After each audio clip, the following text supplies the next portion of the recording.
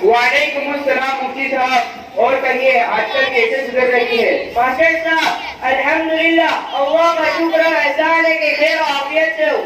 Master साहब काफी दिनों के बाद मुलाकात हुई, क्या कहीं चले गए थे? मुफ्ती साहब दरअसल बात ये है कि मैं दिल्ली चला गया था और आना जाना भी कम हो गया था, उस वजह से मुलाकात ना हो पाई। खैर अब मैं यही अहमदाबाद शहर में मुंतकिल हो गया हूँ। इंशाअल्लाह बराबर मुलाकात होती रहेगी, आपको शिकायत का मौका नहीं मिलेगा। मास्टर साहब आपके कितने लड़के हैं और क्या क्या करते हैं? मुफ्ती साहब 6 लड़के हैं, इनमें से 4 लड़के आला तालीम में कामयाबी हासिल करके अपने अपने पांव पर खड़े हो चुके हैं। एक बैंक में मैनेजर है, दूसरा डॉक्टर है, तीसरा वकील है और चौथा ताजिर है। मास्टर साहब मालूम हुआ है कि आप अपने लड़कों की अनकरीब शादी कर रहे हैं। जी हाँ मुफ्ती साहब, मैं एक साथ 3 लड़कों की शादी कर रहा हूँ ताकि इस अहम फरीजे को अदा करके मेरे सर का बोझ कुछ कम हो। मास्टर साहब सुना है आजकल लड़कों की शादी में लड़की वालों से दहेज का खुल्ला मुतालबा किया जाता है।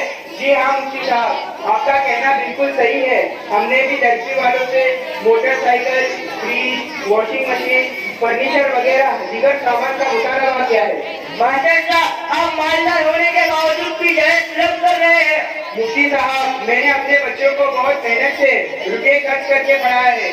मैं नहीं चाहता कि मेरे बच्चे पैदल चलकर नौकरी के लिए जाए। मैंने इसलिए दहेज तलब किया है ताकि मेरे बच्चे राहत और आराम चैन और सुकून की जिंदगी बसर कर सके। मास्टर साहब ला हौला वला कुव्वता, आप जैसा मुअज़्ज़ज़ आदमी किसी के सामने 10 सवाल दराज करे, हैरत की बात है। जबकि दहेज जैसी लानत कुरान और हदीस की रूह से भी नाजायज काम है और अखलाक के एतबार से भी नाजायज चीज है। मुफ्ती साहब तो क्या दहेज के मुतालबा में किसी तरह की कोई कबाहत है? हालांकि हम तो यही समझ रहे थे जो चीज इतनी आम हो, जिसे हर कोई लेता देता हो, उसमें किसी तरह की बुराई नहीं है। मगर आपने तो दहेज के कुरान और हदीस के खिलाफ होने को साबित करके चौंका दिया है। अगर वाकई दहेज तलब करना कुरान और हदीस के खिलाफ है तो हमें तफसील के साथ बताइए कि दहेज तलब करना कैसा गुनाह है और दहेज तलब करने वालों का हश्र क्या होगा? मास्टर साहब दहेज तलब करना हराम और नाजायज है, क्योंकि रसूलुल्लाह सल्लल्लाहु अलैहि वसल्लम ने फरमाया जो शख्स इज्जत हासिल करने के लिए शादी करेगा अल्लाह उसे जिल्लत देगा, और जो माल की लालच में शादी करेगा अल्लाह उसे फकीरी और तंगदस्ती देगा। मास्टर साहब दहेज के नाम पर किसी से रुपया पैसा लेना ऐसा ही है जैसा कि किसी के सामने भीख मांगी जाए। क्या कोई आदमी भीख मांगना पसंद करेगा? अच्छा मुफ्ती साहब तो ये बताइए कि दहेज देने से क्या क्या नुकसान है? मास्टर साहब दहेज देने से हजारों तबाह बर्बाद हो चुके हैं।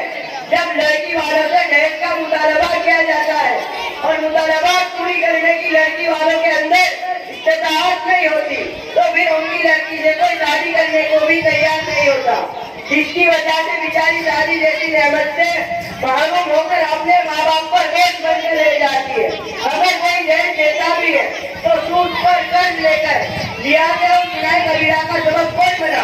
आप जैसे दहेज तलब करने वाले हजरात और मैं उसी लानत की वजह से न जाने कितनी बेकसूर नई नवेली दुल्हने मौत के भेंट कर गई। जैसा कि अखबारात में खबर आती रहती है कि आज बड़ा शहर में दहेज न मिलने की वजह से लड़की को जिंदा जला दिया गया और कहीं तो लड़की को खुदकुशी करने पर मजबूर होना पड़ा और उसने तेज छिड़क कर आग लगा दी। ये तमाम वाकयात जो वाकई होते हैं, आखिर इन सबका जिम्मेदार कौन है? यकीनन यही दहेज के लालची लोग हैं। अच्छा मुफ्ती साहब आप ये बताइए कि शादी में दहेज का मुतालबा साहबा किराम रज़ियल्लाहु अन्हुम से भी साबित है या नहीं?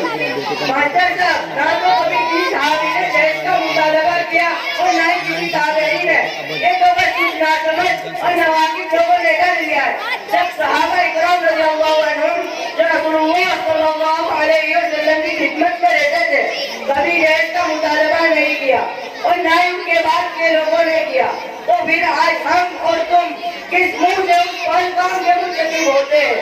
और हमारी और तुम्हारी ये हिम्मत कैसे हुई जब हुजूर अकरम सल्लल्लाहु अलैहि वसल्लम के खिलाफ कदम उठाए और आपके नक्शे कदम पर चलने वाले सहाबा इकराम रज़ियल्लाहु अन्हुम के खिलाफ कदम उठाए?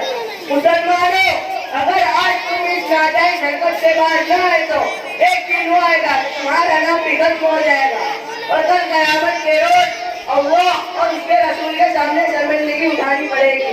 मुफ्ती साहब, मैं तो बड़ी गुमराही में था कि आज तक एक बुरे काम को अच्छा समझकर अंजाम दे रहा था। यकीनन आपकी तकरीर ने दिल की काया पलट दी है और अब मेरा दिल खौफ के मारे कांपने लगा है। लिहाजा मैं आज आपके सामने ये वादा करता हूँ कि जहर जैसी लानत का मुतालबा जिंदगी भर कभी नहीं करूँगा और अपने सभी बच्चों की निकाह इंतहाई सादगी और सुन्नत के मुताबिक करूँगा और इसकी भी कोशिश करूँगा कि ये लानत दुनिया से खत्म हो जाए। और आप भी दुआ करें कि अल्लाह ताला उम्मत को इस बुराई से निकाल कर सुन्नत के मुताबिक निकाह करने की तौफीक नसीब फरमावे।